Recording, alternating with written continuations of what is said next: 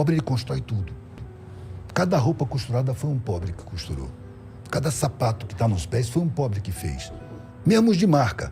Os de marca pior ainda, velho, que vem da Indonésia com trabalho escravo. Sacou? O chocolate suíço é feito com cacau da África. A Suíça não planta cacau. E é trabalho escravo, bota menino lá. O pobre bota o asfalto na rua. O pobre bota o cimento na calçada. Constrói as mansões, os palácios. Bota o fio, eletricidade, poste. Planta, colhe, traz. O pobre que bota a sociedade toda para funcionar. Além disso, ele financia o Estado, porque a massa tributária está em cima da pobreza, mano. Sacou? A massa tributária é em cima do consumo básico, que é dos mais pobres. Salve todo mundo. Então, meu nome é Eduardo Marinho, eu sou artista plástico, né? Artista visual, de rua, há mais de 40 anos, eternamente inconformado com essa sociedade. Coloco muito isso no meu trabalho. Eu fiz uma conversa aqui no Instituto Conhecimento Liberta, foi um papo que eles chamam de aula, né? Eu não sou professor, mas eles chamam de aula. E queria convidar todo mundo para dar uma olhada, para ouvir um pouco, contestar se quiser, fazer alguma pergunta. Eu falo um pouco sobre a minha história de infância abastada, confortável, de classe média alta e do constrangimento que era ter privilégios para mim.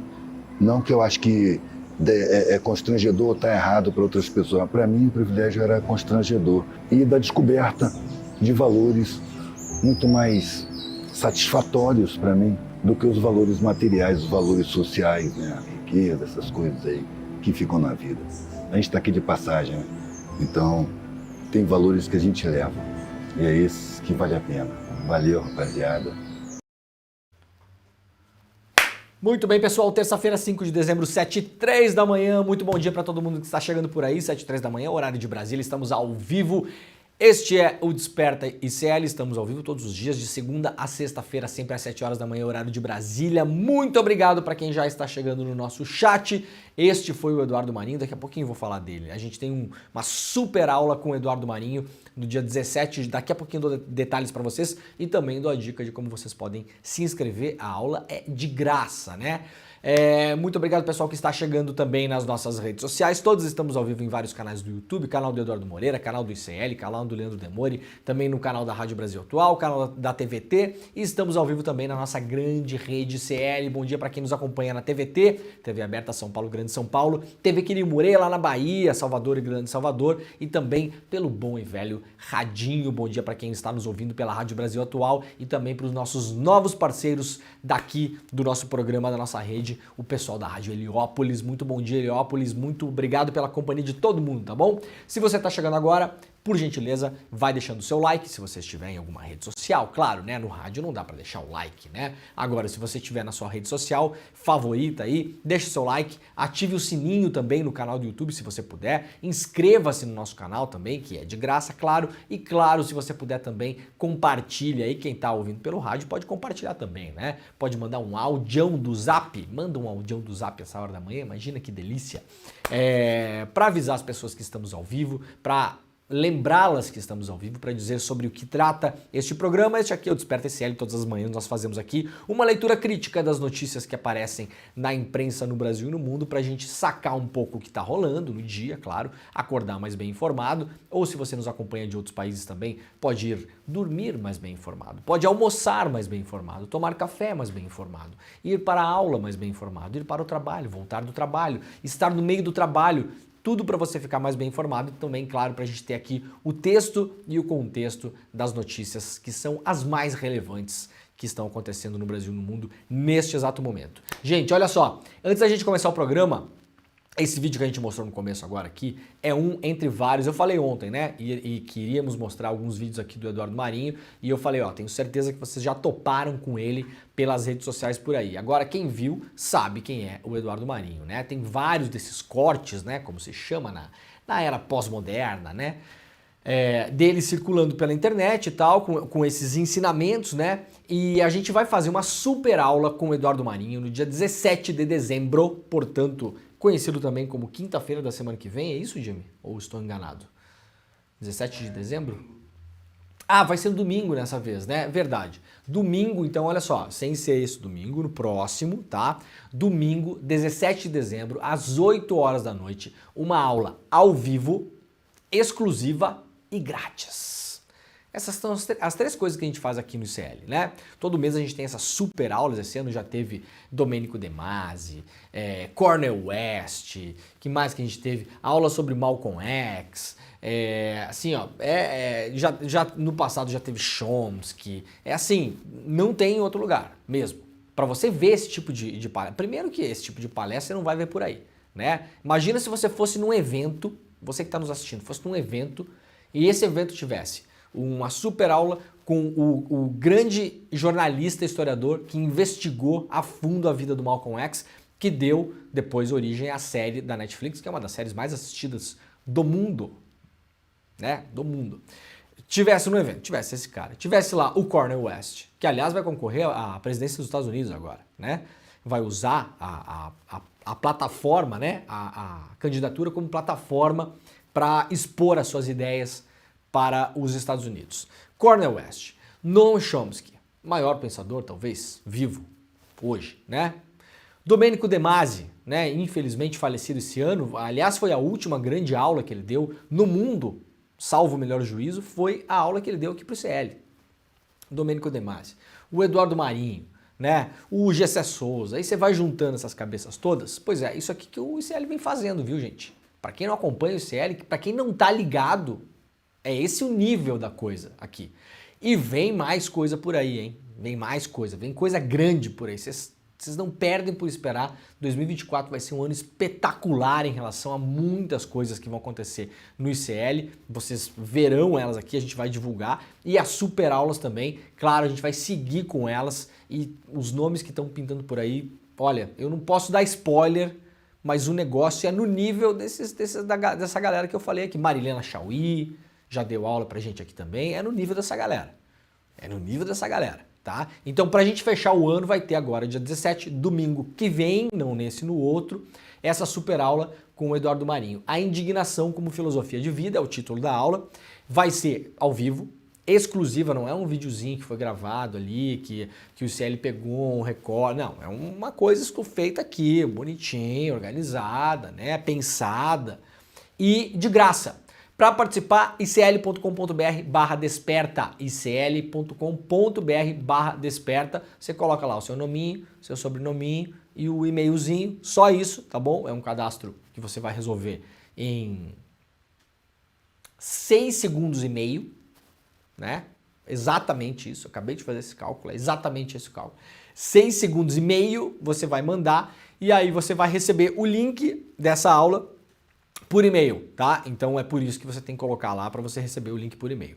Dia 17, domingo, 8 horas da noite, super aula pra gente fechar o ano, para você já ir pras festas aí, já sacando o que fazer com a sua indignação, né? Canalizar a sua indignação. É importante ficar indignado, né? A gente passou por uns momentos de indignação profunda nos últimos anos do Brasil, né?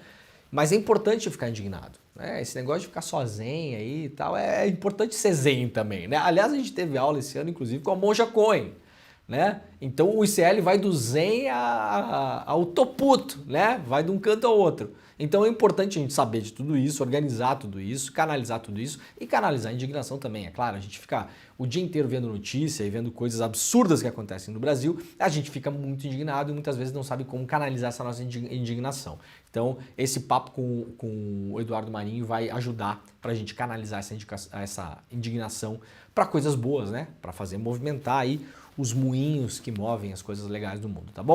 icl.com.br/desperta, icl.com.br/desperta, coloca o seu e-mail lá e já garante a sua inscrição. Beleza, molecada? Então vamos nós, que tem bastante coisa no programa hoje. Vamos lá rapidamente para a Folha de São Paulo. Dívida consome mais da metade dos ganhos de 26% das famílias de São Paulo.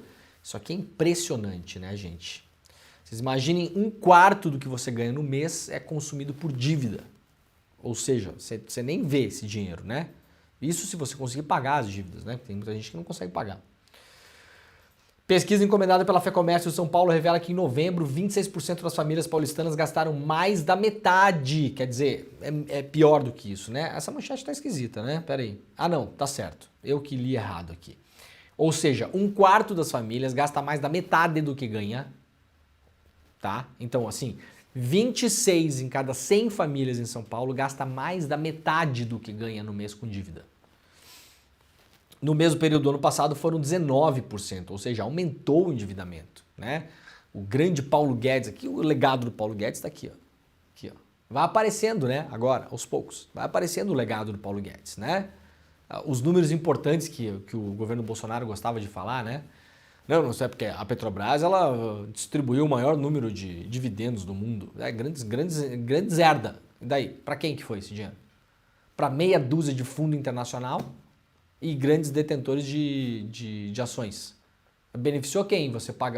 A Petrobras ser a empresa de petróleo que mais pagou lucros de dividendos no mundo nos últimos anos. No mundo. Para quem foi esse dinheiro? Beneficiou quem? Para pagar a dívida do Brasil, porque parte do que entra do caixa da Petrobras e vai para o governo vira pagamento de dívida, que via de regra são os mesmos fundos, ou boa parte deles, que são os maiores acionistas da Petrobras. Né? Tá aqui o legado do Paulo Guedes, ó.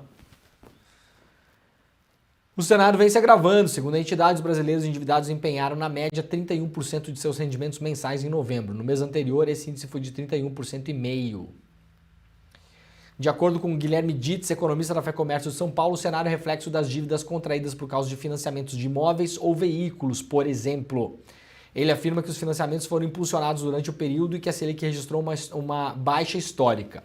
Mesmo com a taxa de juros em um patamar mais elevado, atualmente em 12,25%, o acesso ao crédito ainda está farto para as famílias. De acordo com a entidade, o número de famílias endividadas, que não estão necessariamente inadimplentes, foi de 67,5% em novembro, que representa 2,7 milhões de lares, isso só em São Paulo, né? Entre elas, 13,4% possuem contas relacionadas ao financiamento de imóveis. Esse percentual era de 10,8% no mesmo período do ano passado. Essa conta não fecha muito, né? Aqui o Guilherme Dietz. Você tem 25% das famílias que consomem metade da sua renda com dívida. Metade. E aí ele bota na conta do financiamento de carro e imóvel. Assim, será que não está na conta o negócio daqui a pessoa precisa comer? Se vestir? Pegar ônibus? Pagar remédio? Quer dizer, por que ficou na conta de imóvel se 13% das pessoas tem financiamento de imóvel? Não parece estar batendo muito essa conta aqui não, viu? Tá esquisito, né? Até porque no mundo normal, que a pessoa conseguiu financiar um imóvel, o financiamento do imóvel não tem que ser o problema. A pessoa tem que ganhar o suficiente para que o financiamento não seja um problema. Então acho que os problemas aí, viu, FEComércio, são bem outros, né?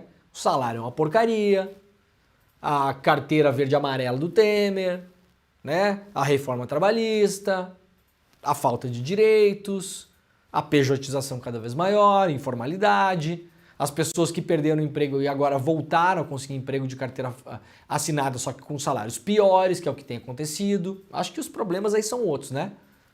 Muito bom o dado, parabéns, viu aí o FEComércio, mas acho que a análise de vocês está um pouquinho enviesada aí para, né, eventualmente favorecer quem paga a brincadeira aí dentro, né? A culpa da pessoa, porque isso aqui, colocado do jeito que tá, gente, para não parecer que eu tô pegando no pé, tá? Para colocar do jeito que tá, parece que é o seguinte, também foi lá comprar casa, né? Se não tivesse ido comprar casa, não tava com problema de dívida. Não parece isso? Você vem e fala assim, não, olha, 26% das famílias estão endividadas em São Paulo, estão consumindo metade da renda com dívida. Qual o problema? A pessoa foi querer ter uma casa também, né? Olha o absurdo a pessoa querer ter uma casa. Pera lá, né? Isso aqui é como chama cherry picking, né? Você vai lá na árvore e seleciona só a cerejinha que você quer mostrar, né?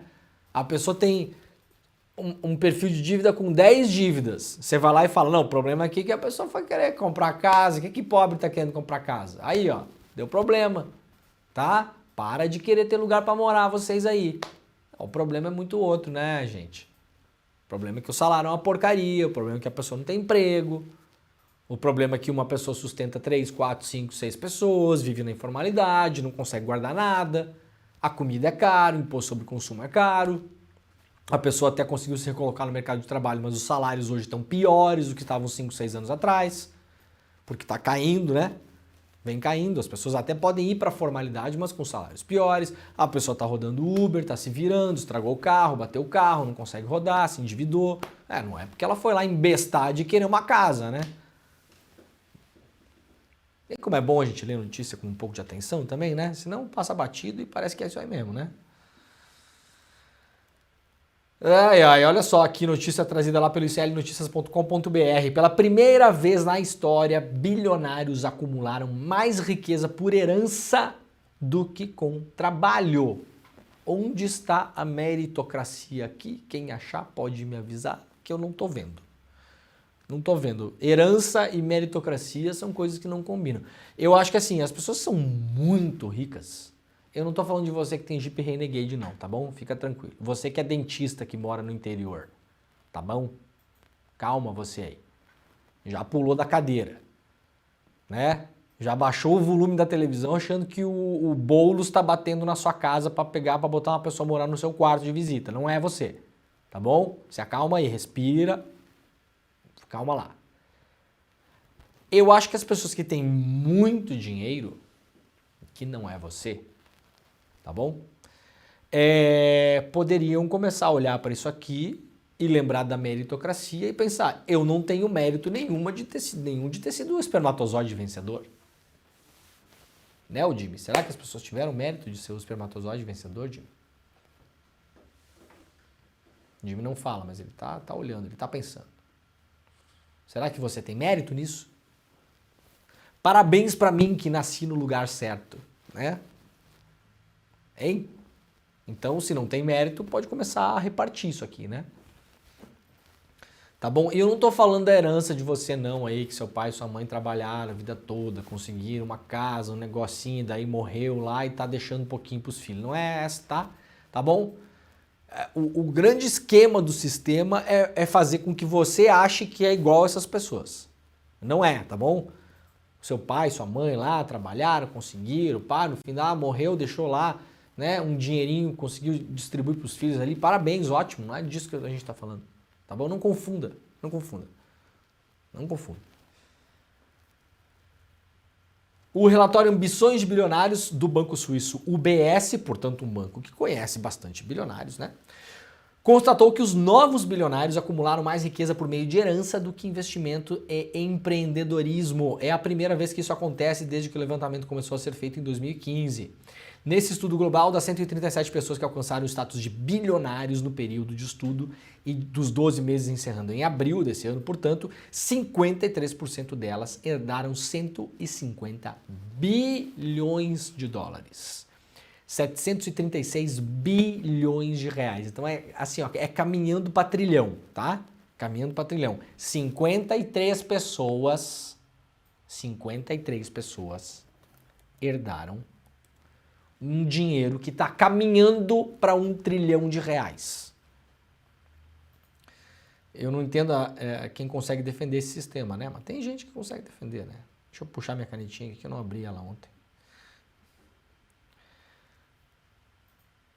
Deu. Isso representa um ganho 7% a mais do que no ano passado, onde teve 84 novos bilionários, né? Segundo o Banco Suíço, essa tendência vai continuar. Espera-se que mais de 1.000 bilionários de mais idade passem de 5,2 trilhões de dólares para os seus herdeiros nos próximos 20 a 30 anos. Ou seja, isso aqui é dólar, né? Ou seja, 1.000 pessoas no mundo vão passar de herança, mais de 5 trilhões de dólares. Tá? Tem gente que acha que isso é do jogo, faz parte, tudo bem, a gente não tem que mexer nisso. Afinal de contas, eu posso ser um desses também. Não é isso que vocês pensam? Vocês estão muito enganados, viu? Deixa eu avisar aqui, ó, não vai acontecer. Tá bom? Não vai acontecer. Não vai ser você. Isso aqui é dinheiro que fica andando sempre nas mesmas contas ali, gente. Esse dinheiro não sai de um circuito muito, muito restrito. Tá bom? Não vai chegar na sua mão não, tá bom? O levantamento concluiu que aqueles que herdaram a sua riqueza são menos propensos a doá-la. 68% dos multimilionários da primeira geração afirmaram que a filantropia era a parte mais importante do seu legado, em comparação com apenas 32% da geração herdeira. Ou seja, eventualmente o cara que conseguiu fazer o primeiro bilhão, né? E sabe-se lá como isso aconteceu, mas tá lá. Pelo menos da boca para fora, nessa pesquisa do banco, essa pessoa já mais velha, aquela coisa toda, eventualmente fez um exame de consciência, biriri bororó, falou, não, é realmente assim, né? 70% falaram, não, realmente a parte mais importante do meu legado é a filantropia, tá? Seja lá se a pessoa tem 7 bilhões de dólares e doou na vida toda 30 milhões, que é nada, peanuts, né? É que nem você dá R$1 para alguém que está pedindo na rua. Essa é a verdade. Então, assim, digamos que isso aí não é uma grande coisa, não é um grande feito. Não vai salvar ninguém do inferno, né? Para começo de história, tudo bem. Mas a pessoa, pelo menos da boca para fora, falava, 70%. Os herdeiros, já apenas 32% falam que é importante doar dinheiro. Ou seja, esse dinheiro herdado, ele tem uma chance ainda menor de sair do circuito dessas pessoas. Não é espetacular? Ai, ai, ai. A próxima geração tem novas visões sobre negócios, investimentos e filantropia, redirecionando grandes reservas de riqueza privada para novas oportunidades de negócios decorrentes dos tempos em que vivemos, avalia Benjamin Cavalli, lá do banco, né? Quer dizer, na verdade essa frase aqui não diz nada, né? Lero de banqueiro, né? A próxima geração tem novas visões sobre negócios, investimentos e filantropia, redirecionando grandes reservas de riqueza privada para novas oportunidades de negócios decorrentes dos tempos em que vivemos. Na verdade, é pessoa que não vai doar o dinheiro dela, né? E está herdando uma fortuna absurda, né? Muito bem, para quem quiser ler a matéria na íntegra, lá no iclnoticias.com.br, tá bom? E aqui um exemplo local que eu quis trazer, muito rapidamente, só para a gente ter uma ideia, né, de mais ou menos como o dinheiro anda. A gente pensa assim, nossa, esses bilionários que moram lá na Suíça, né? Aí essas pessoas que eu nunca vou cruzar na rua. Pois bem, aqui coluna do Laulo Jardim, lá no jornal O Globo, né? Filhas de banqueiro vendem terreno de 370 milhões de reais, o maior negócio imobiliário do Rio no século. As 5 filhas do banqueiro Aloysio Faria, morto em 2020, venderam um terreno de 30 mil metros quadrados na praia da Barra da Tijuca, o maior pedaço de terra ainda não construído na região. O negócio feito pelas herdeiras do fundador dos bancos Real e Alfa é o maior das últimas décadas no mercado imobiliário do Rio de Janeiro. Bom, ou é o maior das últimas décadas ou é o maior do século, né? Quais décadas, né? Eu odeio isso de jornalista, né? Você bota últimas décadas, pode ser nas últimas 2 ou nas últimas 8, né? Indefinido. A construtora Tegra e São José, 2 construtoras na verdade, pagaram 370 milhões pela área comprada em 1989 por Faria, que originalmente era para erguer ali um hotel da rede Transamérica. Tá aí, né? Qual foi a meritocracia das pessoas que herdaram esse terreno aqui? Né? Ser o espermatozoide vencedor. É um grande mérito da vida da pessoa, né? Parabéns, então. Parabéns. Você é o Verstappen dos espermatozoides. Você conseguiu. Ai, ai. Vamos lá para o site da Bloomberg Linha, um site de economia, né, que roda no Brasil também em português. Banco Safra questiona plano das americanas na justiça e cita supostas irregularidades.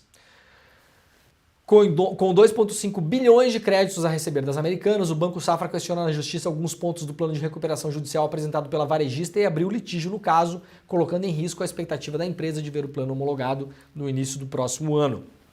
A ação do Safra para alterar o plano e o acordo fechado pela Americanas com o Bradesco, Itaú, Santander e BTG Pactual foi protocolado na Justiça do Rio de Janeiro no começo da tarde dessa segunda-feira. A Bloomberg Linha teve acesso ao documento. Na petição, o Safra pede a exclusão de 20 cláusulas do plano de recuperação judicial da empresa, reapresentando o apoio dos 4 bancos credores às condições propostas pelas americanas para pagar a sua dívida total, que é de 42,5 bilhões. Isso é a dívida das americanas total, tá? Global. Os bancos são os maiores credores. O que vai acontecer? Você que produzia clipe de papel para vender nas americanas a sua empresa faliu porque as Americanas parou de pagar. O que vai acontecer? Os bancos vão receber primeiro do que você. Você pode apostar, tá bom? Meritocracia, não é isso que as pessoas defendem? Então, os bancos tiveram o mérito de conseguir receber antes. Livre mercado, né? Não vamos interferir nisso, deixa rolar, deixa assim como tá.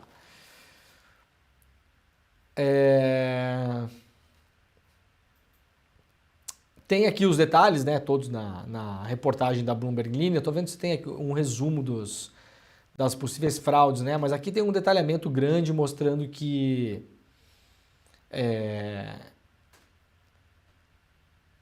há várias controvérsias em relação ao balanço das Americanas, a maneira como está sendo reestruturada, o modo como pretende pagar a dívida, né? Então, o Safra é um dos bancos que tem dinheiro a receber das Americanas que vai possivelmente judicializar esse caso, né?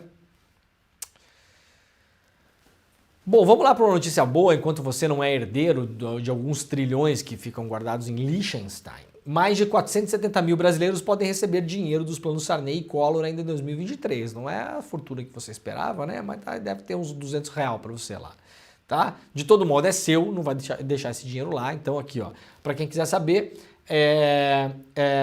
a notícia completa está no site do iclnoticias.com.br. Então vai para lá para saber como você pode resgatar esse dinheiro. A gente está falando aqui que em alguns casos os valores a receber podem superar até R$100 mil, tá? Isso tem a ver com os planos Bresser, Verão, Plano Collor 1 e Plano Collor 2. Quem é mais novinho não sabe do que a gente está falando, mas quem já é um pouquinho mais de idade como eu aqui, lembra perfeitamente desses planos econômicos, né? No Brasil tinha uns 2 por ano, mais ou menos. Fácil, né? Moeda que tocava de nome, moeda carimbada, sabe? O que você que é mais novo não sabe, né? Tinha moeda lá que era a nossa moeda X lá. Daí tinha que cortar zero, porque a inflação era absurda. Daí, em vez de mudar o papel moeda, que custa caro imprimir papel moeda, daí o Banco Central ele carimbava em cima do papel moeda. Então, 10 mil cruzeiros ou cruzados novos ou cruzeiros reais, eu nem me lembro as moedas da época, virava 1.000, virava 100. Aí tinha um carimbinho em cima assim. Ai, eu amo esse país, gente. Espetacular, né? Então, ó, as quantias variam de 3 mil a 100 mil reais em alguns casos, né? Do total, 70% tem direito a até 30 mil reais para reaver esses dinheiros que foram confiscados. Então vai lá para o iclnoticias.com.br que a notícia está lá para você entender como é que você faz para acessar as suas informações, para ver se você tem dinheiro parado lá, quanto dinheiro e como faz para receber. De repente aparece um Papai Noel surpresa na sua casa que você não sabia, né? iclnoticias.com.br. Gente, ó, para quem acompanha o humor brasileiro e tal, né, tem muita porcaria, mas tem muita coisa legal também, né? Morreu o Gil Brother, né, o famoso humorista lá do Hermes e Renato. Ex-humorista da MTV do Hermes e Renato, morreu aos 66 anos, né? Dono de bordões icônicos e humor sem papa na língua, o Jaime Gil da Costa, popularmente conhecido como Gil Brother Away, morreu ontem aos 66 anos no Rio de Janeiro. A informação foi confirmada por William Passos, sobrinho do humorista, ao portal Splash lá do UOL. O ativista enfrentava cânceres de próstata e bexiga após ter sofrido um AVC há 6 meses. A família de Away aguarda a liberação do corpo e fará um velório amanhã na cidade de Magé, no Rio de Janeiro. Que pena, né? Esse cara era muito engraçado, né? Parecia um cara muito gente boa também. Risco de afundamento em Maceió faz Braskem cancelar participação na COP28. A Braskem anunciou ontem o cancelamento da participação na Conferência das Nações Unidas sobre as Mudanças Climáticas em Dubai. Em nota, a Petroquímica explica que o cancelamento se deve à crise que enfrenta em Maceió, onde pelo menos uma mina para extração de sal gema da empresa ameaça desabar. Nos últimos dias, diante do agravamento da crise em Maceió, achou melhor cancelar a sua participação em alguns painéis para evitar que o assunto sobrepujasse quaisquer outras discussões técnicas, dificultando eventuais contribuições para que a empresa pudesse oferecer. Bom, a Braskem está lá na COP com stand e tal, né? E estava com algumas mesas programadas, onde executivos da empresa e representantes da empresa iam participar da conferência para falar sobre o quê? Sobre o quê? É transição energética, é o sol nascendo para todos, a beleza da ecologia, né, no meio do furdunço, né? Isso aqui nada mais é do que a Braskem evitando que os seus funcionários e representantes sejam pressionados na conferência. É óbvio, né, gente? Isso aqui não tem nada a ver com, não, nós vamos cancelar aqui porque vamos concentrar esforços em Maceió. Vocês não vêm passar lero pra gente 7h31 da manhã de uma terça-feira que nós temos mais o que fazer na vida, né? Que a gente vai usar a indignação como motor para mudar as coisas, como o Eduardo Marinho vai nos ensinar na oficina do dia 17, aliás, né? Os caras, obviamente, ficaram pensando, putz, lá vai aparecer gente da ecologia, do não sei o quê, né? Vai fazer pergunta incômoda, vai fazer protesto, vai mostrar plaquinha, vai fazer não sei o quê.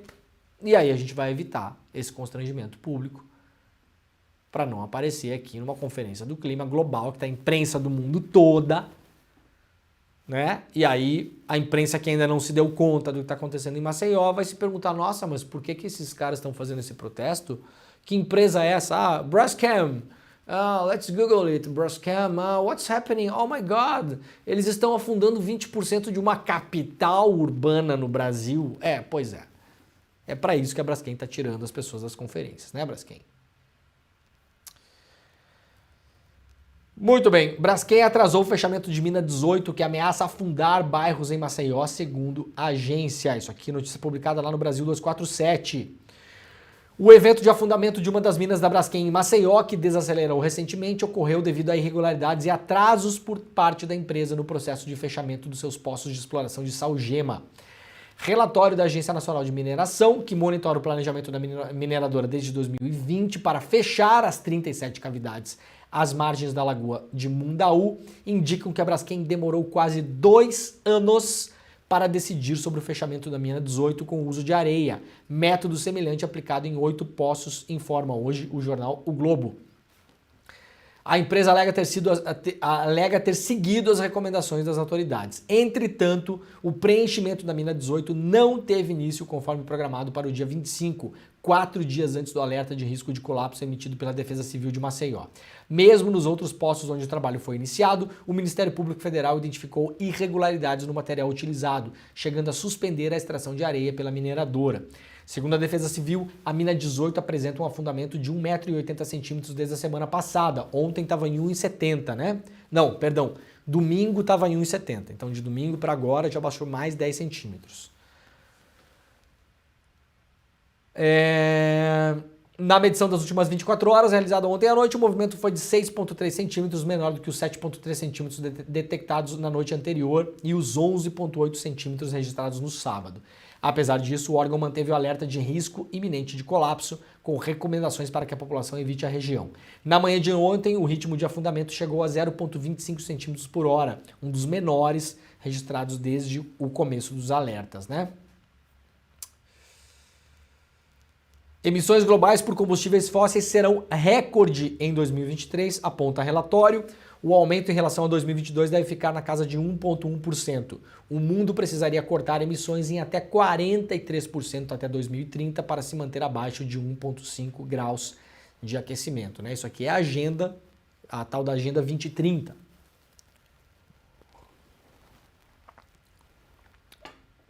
E aí depois temos a Agenda 2050, né, para 2050, que seria o ideal de chegar em carbono zero no mundo, né?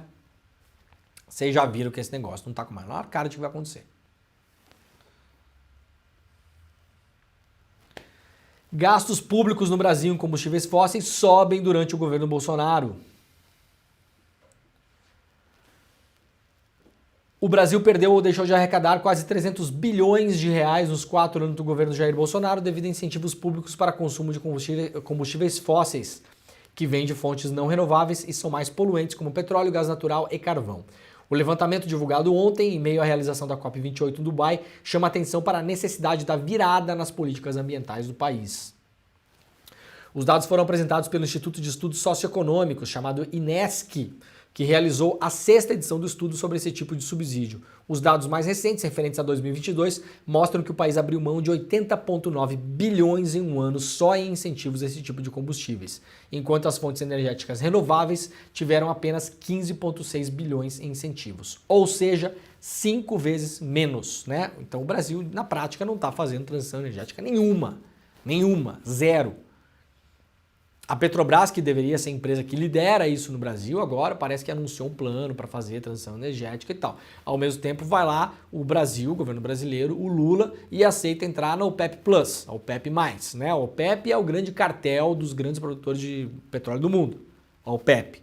A OPEP+, é esse cartel e os seus agregados, né? Várias avaliações aí para entender se o Brasil deveria ter entrado, não deveria ter entrado. O objetivo da OPEP no mundo, gente, é um só. Controlar os preços do petróleo para ficar melhor lá para o pessoal que produz petróleo. Não tem outro objetivo a OPEP. Não tem outro objetivo. Tanto é que a OPEP, já desde o ano passado, vem aumentando gradativamente os preços do petróleo ou segurando produção. Os caras vão lá e fecha a torneira, na prática, né? Vai lá o Emirados Árabes, Arábia Saudita, os caras vão lá e não, tem muito petróleo no mercado aí, vamos embora, fecha aí, fecha aí. Fecha, o preço aumenta. É bom para quem? Para eles. Aí o Brasil vai entrar nessa turma agora. Para quê? Qual que é exatamente o objetivo do Brasil com isso? Eu não entendi até agora e muita gente não entendeu, aliás. O Lula falou que o Brasil vai entrar, mas não vai apitar nada. Bom, que não vai apitar nada a gente imagina, né? Por acaso os caras que detêm o monopólio do preço do petróleo no mundo ia botar o Brasil olhar para apitar alguma coisa? Não, né? Ora. É claro que não. Você, se fosse dono desse clube ia botar um outro país lá para ajudar a mandar? Para quê? Para dividir poder? Para quê? Não faz nenhum sentido, né? Então o Brasil vai fazer o quê ali? Diz o Lula que vai entrar na OPEP para ajudar a convencer os membros a fazer transição energética. Lula, por favor, né? Vamos parando também, né? Que às vezes a gente ouve umas coisas que assim, ó, não vai convencer ninguém. Não vai, né? E aí a gente vai ter que fazer o quê? Respeitar as decisões da OPEP também? Isso não ficou nada claro, isso é esquisitíssimo, essa entrada do Brasil na OPEP+. O Brasil vai ter que seguir os preços da OPEP no futuro? Sim, não? Não se entende exatamente, né? Parece que foi uma coisa decidida até de última hora esse negócio. Lembrando que os árabes tentaram convencer o Bolsonaro a entrar na OPEP+, e há suspeitas de que, inclusive, as joias que o Bolsonaro recebeu tenham a ver com essa negociata, que depois foi bloqueada por um grupo de diplomatas de carreira e funcionários dos ministérios que fizeram um relatório técnico, né? Todo relatório técnico é ideológico, lógico, mas fizeram lá um relatório, não era o Bolsonaro fazendo o relatório. Fizeram um relatório, entregaram nas mãos do Bento Albuquerque, ministro das Minas e Energia na época, fizeram uma reunião com os árabes e falaram, não, muito obrigado. Porque para o Brasil isso aqui não faz sentido. Então por que não fazia sentido no governo Bolsonaro e está fazendo sentido agora? Não entendi. Não entendi. Esquisito, né? No mínimo. O Brasil deveria estar pensando em transição energética, não se associar a cartel de produtor de petróleo. É o que eu acho. Jovem Pan é condenado a pagar R$25 mil para ministro do STF que foi chamado de bandido. O Tribunal de Justiça de São Paulo manteve decisão e condenou a Rádio Jovem Pan e o ex-comentarista do canal, Cristina Gremlin. Cristina Gremlin. Grêmio, do Grêmio? Não, péssima, né? A indenizar o advogado e hoje ministro do Supremo, Cristiano Zanin, R$25 mil por danos morais. O caso não cabe mais recurso. O F5 teve acesso aos documentos. Zanin alega que foi chamado de bandido por Cristina durante uma das atrações da Jovem Pan. Cristina era considerada uma das vozes mais radicais da Jovem Pan e foi dispensada ainda no ano passado, em novembro. Pô, a pessoa ser considerada uma das vozes mais radicais da Jovem Pan, eu consigo imaginar, né? Eu não sei quem é essa pessoa, mas já não quero nem saber também, né? Muito obrigado. O ex-advogado do presidente Luiz Inácio Lula da Silva já havia ganho o caso em 2 instâncias e a Jovem Pan tentava um recurso de embargo de declaração para reduzir ou não cumprir a pena. Ele também conseguiu uma liminar para tirar do ar o vídeo com a declaração. O caso contra Zanin aconteceu em 7 de outubro do ano passado, em transmissão feita pelo YouTube e na TV. Cristina chamou o ministro de bandido. Ganhou milhões do PT para ficar visitando Lula aqui em Curitiba na cadeia, fazendo companhia, bolando estratégias de defesa. Bom, é isso que faz um advogado, né?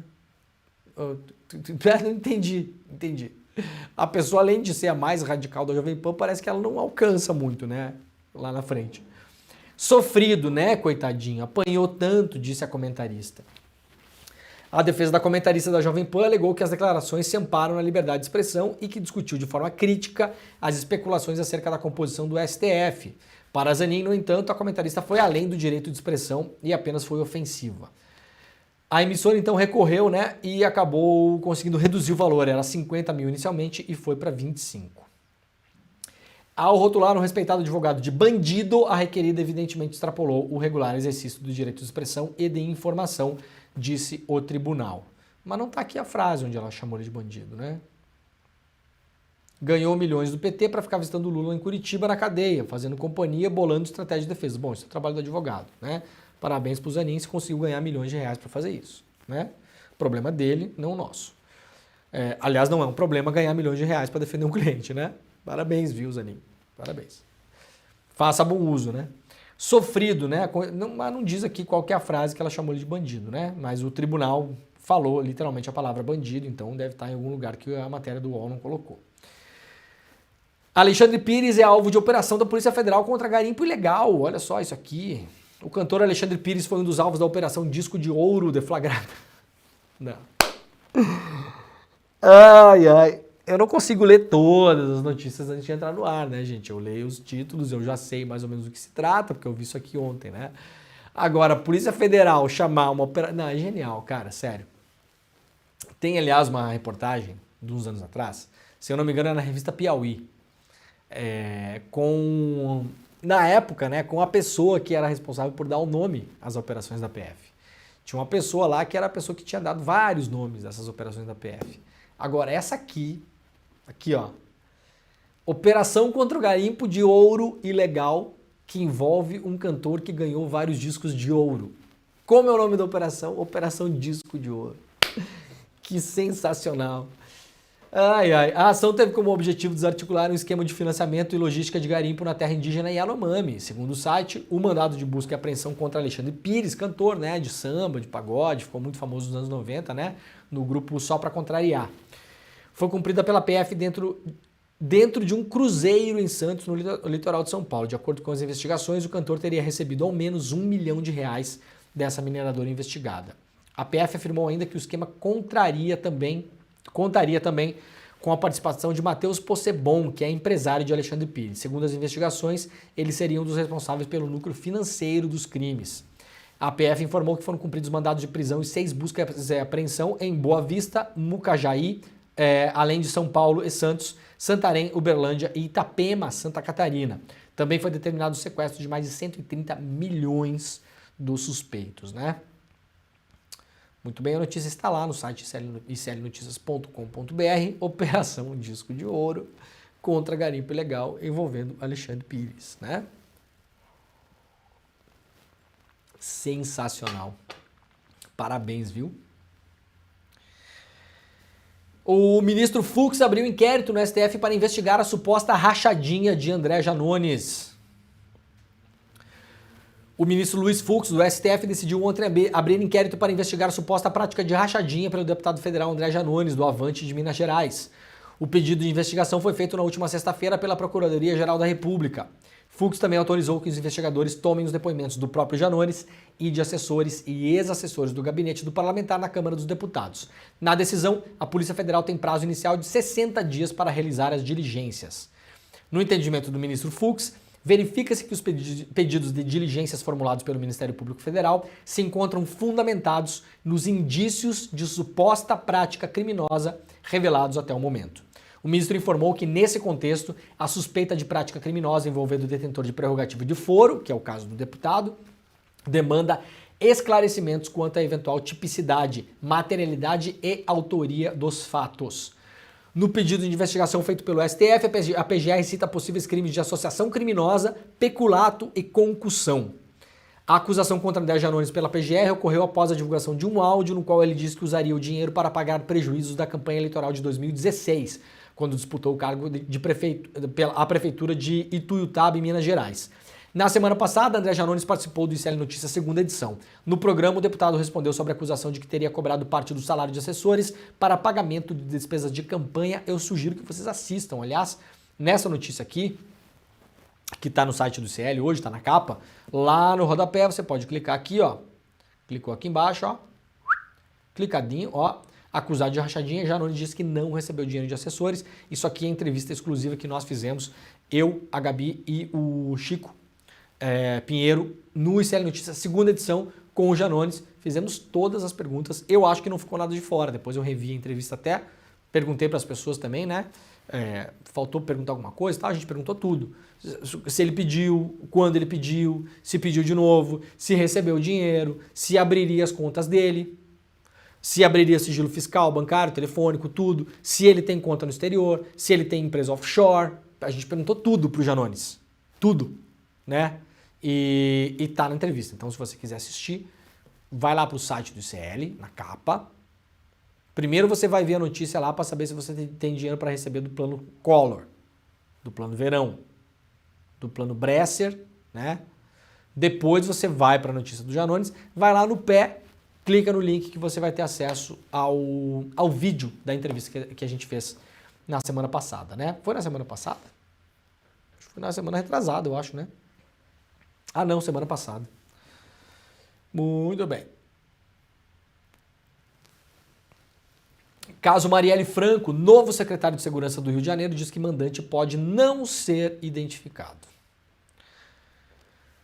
Sobre o caso do assassinato da vereadora Marielle Franco, em março de 2018, o novo secretário de Segurança do Rio, delegado aposentado da Polícia Federal, Victor dos Santos, afirmou ser possível que o mandante do crime pode não ser identificado. Em entrevista ao RJ1 da TV Globo na segunda-feira, o delegado disse que as polícias terão apoio para seguir com a investigação. É uma investigação que já demora muito tempo, não tenho conhecimento específico do que já foi produzido, mas o que eu quero dizer é o seguinte: por parte da Secretaria de Segurança Pública, o recado para a PM e para a Polícia Civil é de que há total transparência e apoio para que desenvolvam sua investigação. O que todos queremos é a verdade. Nem todos, viu, secretário?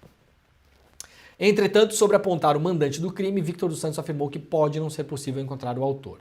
E a verdade tem que chegar, mesmo que seja no final, para dizer que não foi possível encontrar o autor. Pode acontecer, porque a gente não tem controle sobre o que acontece na investigação, completou o novo secretário. Bom, eu já cansei de falar do caso Marielle, né? Já cansei no sentido de que já disse tudo que eu tinha para falar, são 6 anos já, 6 anos. Eu não acho que vai ter mandante apontado nessa história, não. Eu tenho falado isso já falo isso há anos. Não acho. Não acho. Essa investigação é uma investigação completamente poluída. É uma investigação que foi destruída de propósito, com a participação de agentes públicos, delegado da Polícia Civil, investigadores, policiais, porque todo mundo ali tem algum crime para acobertar nesse caso. Já falei algumas vezes aqui, o problema do caso Marielle não é só o caso Marielle. O problema do caso Marielle é que se você investiga o caso Marielle direito, cai em vários outros esquemas. Porque você começa a perceber, como já se percebeu ao longo da investigação, com o mínimo que foi revelado, você começa a perceber que o cara que dirigia o carro visitava o condomínio do Bolsonaro. E não estou dizendo que o Bolsonaro tem envolvimento com o caso da Marielle Franco. Aliás, eu acho que não tem, tá? Já falei isso várias vezes. Falei várias vezes. Envolvimento direto, eu acho que não tem. Agora, vejam como as coisas andam. Por que não se quer investigar o caso Marielle de fato? Porque começam a cair outros esquemas. Por quê? Porque os personagens que rodam esse submundo do Rio de Janeiro, que é um submundo intrincado entre bicho, milícia, polícia militar, polícia civil, exército, gente do exército, da marinha, da aeronáutica, todas as forças armadas no geral, tem ali, entendeu? Tráfico, Comando Vermelho, as facções todas ali, gente bacana, engravatada, do Leblon, de Ipanema, né? Da Gávea, da Barra, que tem seus aparentes negócios legais. Você começa, se você investiga um caso como o da Marielle, você vai topar com alguns personagens que os poucos que a gente viu, os pouquíssimos que a gente viu, tava lá sendo homenageado pelos Bolsonaro na Câmara, tava lá a filha e a mulher do capitão Adriano, que era o chefe do escritório do crime, trabalhando no gabinete dos Bolsonaro, tava lá o fulano que participou do crime vizinho do Bolsonaro no condomínio. Eu tô falando só as coisas que rodeiam o Bolsonaro ali. Mas aí você vai indo, né? Opa, descobri o nome aqui. Ah, esse aqui é o delegado que vendia investigação. É o delegado que fazia contato com alvos de investigação e falava, olha, me dá um dinheiro aqui que essa aqui eu deixo parada. Aconteceu no caso Marielle. Testemunha falsa, levada para o caso Marielle por agentes da Polícia Federal. Então você vai começando a... É o policial aqui que trabalha para a família do bicheiro, é o batalhão de policial lá que está sempre disposto a fazer escolta para a família do miliciano. E aí vai indo. E aí o castelo de cartas vai caindo. Então o negócio do caso Marielle foi um negócio para segurar o castelo de cartas. Foi uma coisa controlada. Quando começava a chegar, de novo, não tinha necessariamente a ver com a descoberta, com o fechamento do caso Marielle em si, que tem importância, é lógico, mas vocês entenderam o que eu estou falando aqui? Que a coisa vai muito além do assassinato da Marielle e do Anderson, que há outras ramificações, que há outros negócios envolvidos de vários agentes públicos e privados. Então a coisa ali, ela foi destruída de propósito. E agora a gente tem um novo secretário de segurança que chega falando, olha, mas pode ser que a gente nem vai saber quem é, viu? A gente vai chegar aqui à conclusão e a conclusão é que não tem conclusão nenhuma.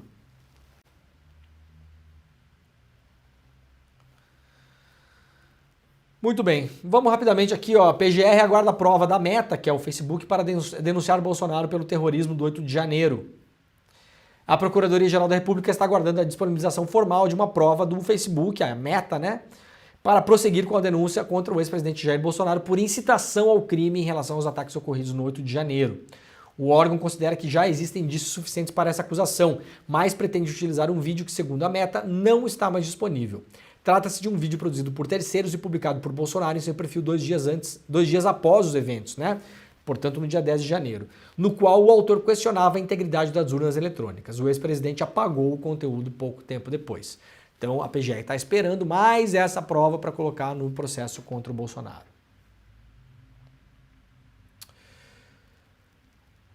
O que temos mais aqui? Vamos numa ultiminha aqui. O que temos mais aqui? Aqui, uma notícia de última hora, publicada hoje de manhã, 6h21 da manhã, lá no G1. Polícia Federal faz a operação contra suspeitos de entregar 43 mil armas para facções brasileiras. Olha o tamanho disso aqui, gente.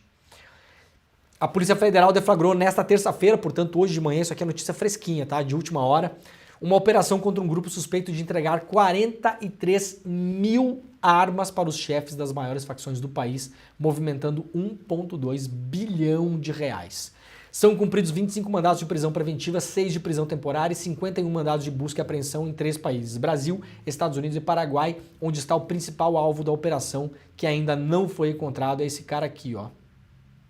Não tem o nome dele na legenda da foto aqui, né? A Justiça da Bahia, que conduz a operação, determinou que alvos de prisão que estiverem no exterior sejam incluídos na lista vermelha da Interpol. A investigação começou em 2020, quando pistolas e munições foram apreendidas no interior da Bahia. As armas estavam com o número de série raspado, mas por meio da perícia, a PF conseguiu obter as informações e avançar na investigação. 3 anos mais tarde, a cooperação internacional que resultou na operação desta terça indica que um homem argentino, dono de uma empresa chamada IAS, com sede no Paraguai, comprava pistolas, fuzis, rifles, metralhadores e munições de fabricantes de países como Croácia, Turquia, República Tcheca e Eslovênia. Após a compra, as armas eram vendidas para as facções brasileiras, em especial em São Paulo e no Rio de Janeiro. O esquema também envolvia doleiros em uma empresa de fachada no Paraguai e nos Estados Unidos. Mais informações a seguir, né? Por enquanto a gente não tem detalhes, mas aí, ó, 43 mil armas para as facções brasileiras nesse grande esquema de importação ilegal de armamento. Gente, é isso. O ICL Notícias, primeira edição, está começando daqui a pouquinho. O Desperta está acabando agora. Nós voltamos amanhã, às 7 horas da manhã, horário de Brasília, ao vivo, na nossa grande rede Desperta. E para encerrar o programa, lembrando que 17 de dezembro, às 8 horas da noite, um domingo, uma super aula com o filósofo das ruas, Eduardo Marinho. Inscrições no link icl.com.br/desperta, icl.com.br/desperta, é de graça. Chega lá e faça a sua inscrição. A gente vai encerrar com um vídeo do Eduardo Marinho. Até amanhã. Valeu. Você quer sinceridade, velho? Bota uma roupa velhinha. Ninguém vai fingir pra você. E aquela pessoa interesseira que ia sorrir pra você e tratar você muito bem, vai te olhar com desprezo. Pelo menos esse desprezo é sincero. Não é, é melhor que tapinha nas costas. 1000 vezes. Sou mais um pé na bunda com sinceridade do que um sorriso falso. Porque a mídia tá aí pra isso. Pra induzir as pessoas à futilidade, à disputa, ao consumo excessivo, ao valor pessoal pela posse. Quanto mais você tem, mais você vale. E as pessoas não se dão conta que quanto mais elas têm e ostentam ter, mais interesseiros cercam elas. Salve todo mundo. Então, meu nome é Eduardo Marinho, eu sou artista plástico, né? Artista visual, de rua, há mais de 40 anos, eternamente inconformado com essa sociedade, coloco muito isso no meu trabalho. Eu fiz uma conversa aqui no Instituto Conhecimento Liberta, foi um papo que eles chamam de aula, né? Eu não sou professor, mas eles chamam de aula. E queria convidar todo mundo para dar uma olhada, para ouvir um pouco, contestar se quiser, fazer alguma pergunta. Eu falo um pouco sobre a minha história de infância abastada, confortável, de classe média alta e do constrangimento que era ter privilégios para mim. Não que eu acho que é constrangedor ou está errado para outras pessoas. Para mim, o privilégio era constrangedor. E da descoberta de valores muito mais satisfatórios para mim do que os valores materiais, os valores sociais, né? A riqueza, essas coisas aí que ficam na vida. A gente está aqui de passagem, né? Então tem valores que a gente leva. E é esse que vale a pena. Valeu, rapaziada. Põe na agenda que esse vale a pena. 17 de dezembro, domingo, às 8 horas da noite, Eduardo Marinho, filósofo das ruas, sucesso da internet, das redes sociais por suas reflexões e textos, vai dar uma aula para o Instituto Conhecimento Liberta. Para você participar dessa aula ao vivo e que não tem replay, clique no link aqui em cima ou aqui embaixo e se inscreve agora, gratuitamente. A gente se vê lá.